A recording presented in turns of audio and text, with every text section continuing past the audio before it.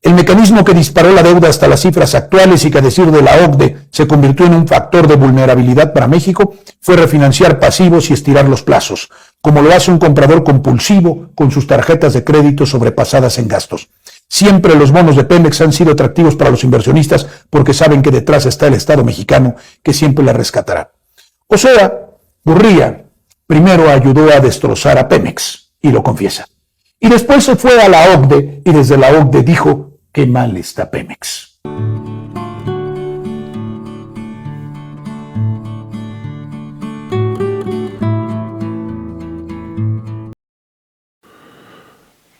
Cuando la candidata del Frente Amplio por México, Xóchitl Gálvez, le cuestionan el robadero que hicieron a Pemex, siempre dice: ya no hablen del pasado.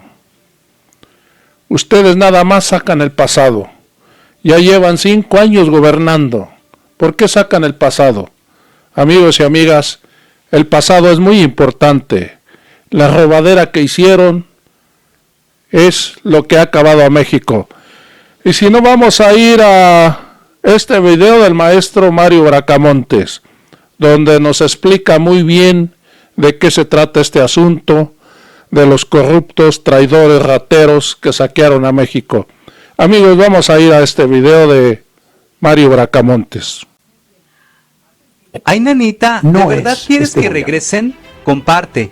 En Forbes nos cuentan algo para que ustedes se den cuenta de quién está mintiendo. La deuda de Pemex creció el 146% con Peña Nieto, dice la Auditoría Superior de la Federación. Y es el mayor crecimiento de la deuda, ocurrió durante el primer año de la reforma energética, de 831.425 millones a 1.1 billones de pesos. ¿Cómo se explican ustedes que tras la criminal reforma energética de Peña Nieto, respaldada por el PRD y por el PAN, Pemex se haya endeudado todavía más, si se supone que la reforma era para vender activos, para obtener inversiones del extranjero? ¿Por qué se endeudó más todavía? Entonces la reforma energética nos mintió. Y por eso la mentira de los gobiernos anteriores de que los energéticos iban a reducir sus precios cuando únicamente los elevaron. Este gobierno recibe un caos, recibe una hecatombe y empieza a transformarla, y entonces todos se van contra él, cuando la culpa la tienen los anteriores.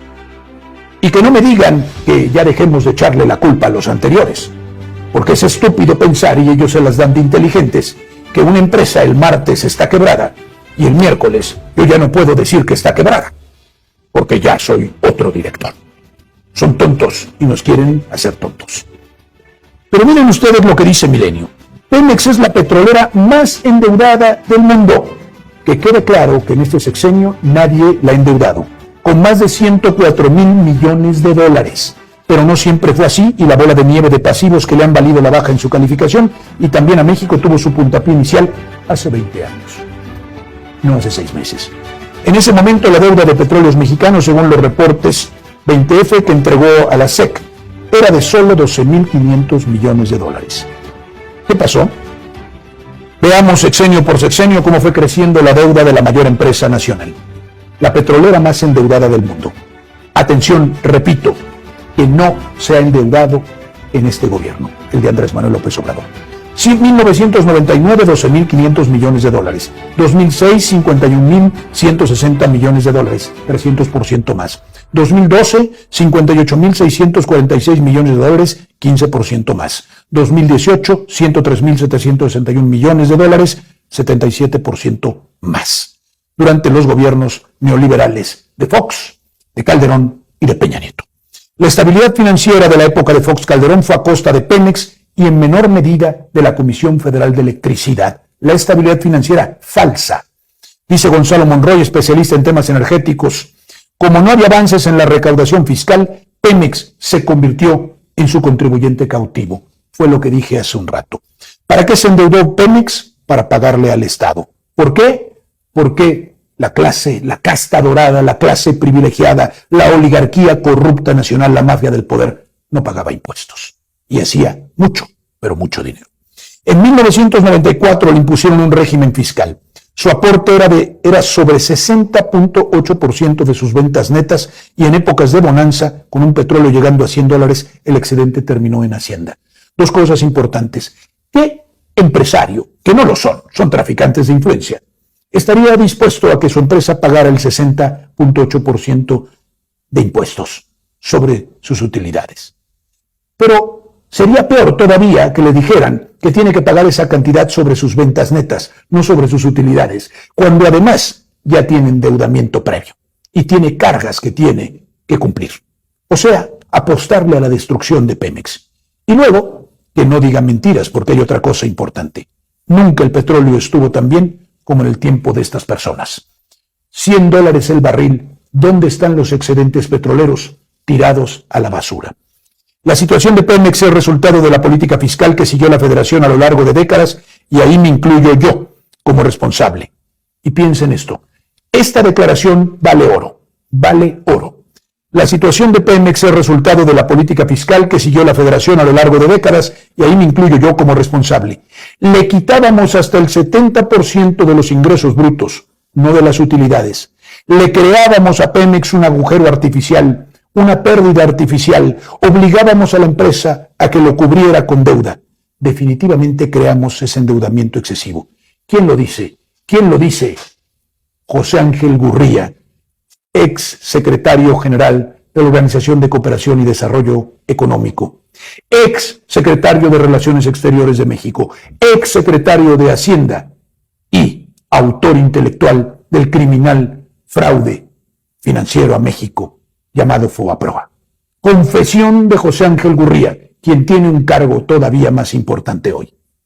Arquitecto, autor, constructor del proyecto de gobierno de Xóchitl Gálvez, de la oposición al presidente Andrés Manuel López Obrador, quien confiesa otro crimen, el crimen de la destrucción de la petrolera nacional, el crimen de la destrucción de Pemex, el crimen de la destrucción de nuestra soberanía. Y por estos quieren algunos votar. Y estos son los que quieren volver, diciéndonos que con ellos las cosas irán bien. Aquí está, evidenciado, un nuevo crimen, además del FOBAPROA. Intencionalmente destruyeron a Pemex. Un ejemplo de la presión fiscal. En los primeros 9 meses de 2004, las ventas totales de Pemex crecían 15% hasta $48,700 millones. Un ingreso histórico hasta ese momento. Pero tras el pago de impuestos y derechos, la petrolera registró una pérdida neta de $1,280 millones. Una empresa que tiene ganancias enormes, extraordinarias, pero que después tiene pérdidas, porque es saqueada por individuos que además, porque hay que decirlo, se robaron una gran cantidad de ese dinero que transferían a Hacienda desde Pemex. Este es el asunto. Nadie manejaría una empresa así. Ellos sí lo manejaron así, porque son neoliberales y muy ortodoxos, pero para manejar sus negocios, para la corrupción, para el beneficio propio. Pero aquí aplicar criterios empresariales de orden financiero, acudir a un sano endeudamiento, entender que no se pueden quitarle a una empresa los gastos de operación, nada. Se exprimió tanto a Pemex que desde 2005 comenzó a emitir deuda para pagar impuestos. En los años siguientes comenzó a emitir deuda para pagar gastos corrientes. Imagínense cómo recibió el actual gobierno a Pemex. No solamente con deuda, no solamente con pérdidas, sino teniendo ya que usar deuda nueva para pagar los salarios de los trabajadores y la propia operación. Un absurdo neoliberal. El mecanismo que disparó la deuda hasta las cifras actuales y que a decir de la OCDE se convirtió en un factor de vulnerabilidad para México fue refinanciar pasivos y estirar los plazos, como lo hace un comprador compulsivo con sus tarjetas de crédito sobrepasadas en gastos. Siempre los bonos de Pemex han sido atractivos para los inversionistas porque saben que detrás está el Estado mexicano que siempre la rescatará. O sea, Gurría primero ayudó a destrozar a Pemex, y lo confiesa. Y después se fue a la OCDE y desde la OCDE dijo: qué mal está Pemex. Así son estos hipócritas.